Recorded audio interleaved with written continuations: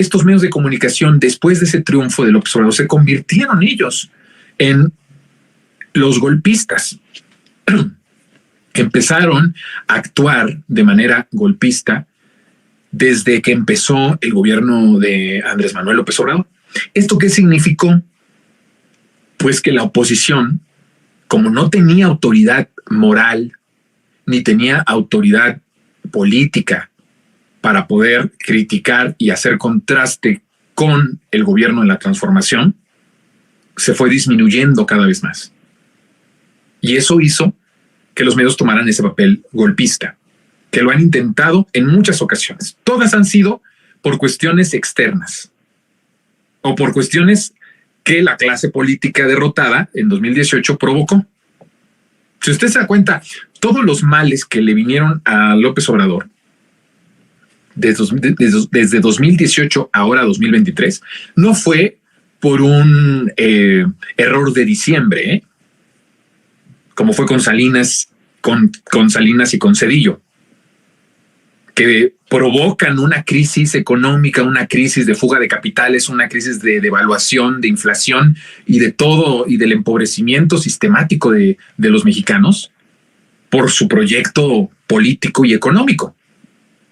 Pero los males que han venido desde 2018 hasta la fecha ha sido o por cuestiones externas, guerra, pandemia, crisis sanitaria, o por a consecuencia de lo que ese régimen que derrotamos en 2018 provocó y explotó en estos años, ¿no? O sea, si hubieras tenido un sector salud como ellos presumían que tenían con el mentado Seguro Popular, si en verdad hubiera sido una institución a la cual los mexicanos o con la cual los mexicanos teníamos la parte de la salud garantizada y la infraestructura necesaria, ¿por qué nos agarró tan desprevenidos la pandemia? ¿Por qué de emergencia se tuvo que habilitar hospitales? ¿Por qué de emergencia se tuvo que, en lo más básico, contratar personas que supieran intubar? ¿Por qué de emergencia tuvimos que contratar personal para que atendiera los casos que iban creciendo en los hospitales públicos? Si hubiéramos tenido un sistema de salud como ellos presumen que debilitó o que desmanteló Andrés Manuel López Obrador, ¿por qué tuvimos que hacer todo lo que acabo de decir de emergencia para suplir la necesidad inmediata de atención médica de la gente que estaba acudiendo a los hospitales y que estaba saturando los hospitales públicos? Entonces quedaron completamente descalificados, pero los medios de comunicación, sabiendo por supuesto esta realidad, empezaron con el golpismo. Primero, que la gente se estaba muriendo en las calles, que la gente no tenía oxígeno, que la gente no se le intubaba, que la gente estaba muriéndose en los pasillos. Toda esta sarta de mentiras. Y posterior a eso, las vacunas. ¿Por qué se compran vacunas comunistas? ¿Por qué se compran vacunas en China y en Rusia, cuando las buenas son las que se hacen en Occidente, ¿no? Las que se hacen en Estados Unidos, o ya en una de esas, pues en Reino Unido? Y el golpismo completo. Entonces, políticamente ya no tienes ningún lenguaje, ninguna propuesta que tenga repercusión en la gente o que genere en la gente un contraste de proyectos. Entonces estás descalificado. Y a los medios de comunicación lo que les queda es el golpismo, que ahí, por cierto, a diferencia de lo político, que no tienes manera de que un político revierta o pueda debatirle a la 4T esta transformación, porque es una transformación de todo lo malo que estaba con ellos cuando eran gobierno, con cifras, con datos. Bueno, están los datos de la pobreza, los datos de la desigualdad, los datos de la moneda, los datos de la creación de empleos, todos los indicadores, inversión extranjera directa, todos los indicadores están. Estás políticamente no puedes. Entonces, ¿qué es lo que se necesita para tratar de descalificar a un gobierno de transformación? Pues los medios de comunicación, inventando, exagerando o inventando completamente escenarios que no existen.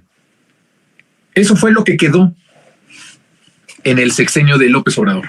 Ahora, ¿cuál es el planteamiento? ¿Hacia dónde vamos? Pues en 2024, con todos los elementos que nos llevan a pensar que estamos ante un hecho inédito en cuestión política y social del país, estamos viendo la extinción de la clase política salinista. En 2012, les quiero contar rápidamente, hay una especie de rebeldía por parte de un grupo que, aunque había crecido y se había formado en los tiempos del salinismo, no era como tal esa clase política que gobernó al país desde 1988. Hay una especie de rebelión al interior del régimen salinista neoliberal. Quien lo comanda es Luis Videgaray, quien es la imagen hacia afuera, la construcción mediática del personaje por el cual iban a imponer esta rebeldía, este cambio en el sistema, en el régimen salinista neoliberal, era Enrique Peña Nieto. Pero la cabeza de esta planeación era Luis Videgaray.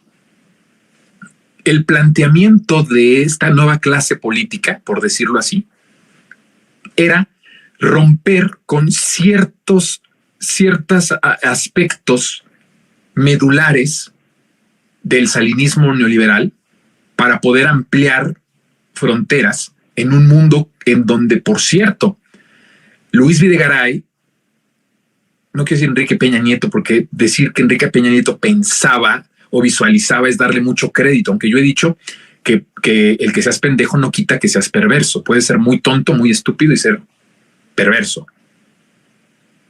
Pero bueno, asumamos que pensó también Enrique Peña Nieto.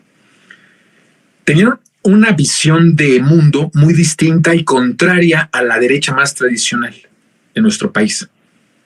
Ellos pensaban que era interesante explorar la posibilidad de que en un mundo en donde ya no existía solamente la hegemonía estadounidense, sino que era un mundo en donde ya tenía varios polos, polo armamentista, los polos económicos estaban divididos entre Rusia, entre China, entre Estados Unidos. Ya no existía solo Estados Unidos, sino existía ya el pastel del mundo, ya se lo repartían entre más, ¿no?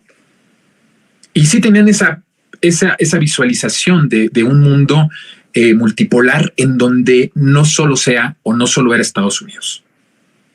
En eso había una diferencia clásica del salinismo, que contrario por el tiempo, además, el tiempo geopolítico en donde le toca crecer o crearse el salinismo neoliberal, pues viene del sometimiento al imperio por completo. Recuerden que el Tratado de Libre Comercio es uno de los puntos en donde nuestra dependencia económica, nuestra dependencia de nuestro desarrollo y de las decisiones que tomáramos como país iban a depender de la hegemonía estadounidense y nos iban a amarrar a través del Tratado de Libre Comercio, que trajo un sinnúmero de cosas malas para nuestro mercado interno. Pregúntenle a las maquilas, pregúntenle a los zapateros. Yo vengo de familia zapatera. Mi abuelo materno fue fabricante de zapato durante muchos años y vio a partir del Tratado de Libre Comercio perder su negocio, su fábrica, que le daba ya empleo a varias decenas de familias. Entonces viene todo este desmantelamiento y ellos pensaban en ese país porque era el momento geopolítico que les había tocado. Y Peña Nieto y Videgaray pensaban de otra forma, de una manera distinta. Empezaban a hacer quiebres con el salinismo. Lo que se iba a instaurar en nuestro país de 2012 al futuro iba a ser el peñismo. No podían decirse que es el proyecto de Luis Videgaray porque el presidente era Enrique Peña Nieto, entonces no se le podría llamar de otra forma, por eso se le iba a decir peñismo, pero el cerebro de este peñismo era Luis Videgaray. Estamos hablando de un nuevo nivel un nuevo nivel de corrupción, un nuevo nivel de saqueo, una amplitud de oportunidades para el saqueo a empresas transnacionales, ya no solamente estadounidenses, sino de otros continentes. era una expresión que abría fronteras en muchos casos y en muchas maneras, pero no para progreso, sino para seguir su proyecto voraz y su proyecto privatizador y su proyecto de saqueo, ¿no? Entonces ahí en el 2012 hay un quiebre con el salinismo, o se pretende dar un quiebre con el salinismo, y entonces ellos estaban esperando en ese momento que se inaugurara una nueva etapa política, una nueva etapa económica y una nueva etapa social, ¿no? Socialmente, lo que hemos visto y lo que hemos explicado aquí es que cada vez los mexicanos íbamos a tener menos identidad. Al no tener Pemex, al no tener nuestro sistema eléctrico en manos del Estado, cada cosa, nuestro futuro, nuestro destino iba a estar en manos de unos cuantos privados extranjeros. No, eso te quita la identidad. Ya no podemos ser mexicanos. Porque cuando dices soy mexicano es porque tienes una propiedad, un sentido de la propiedad y la pertenencia. En este proyecto del peñismo,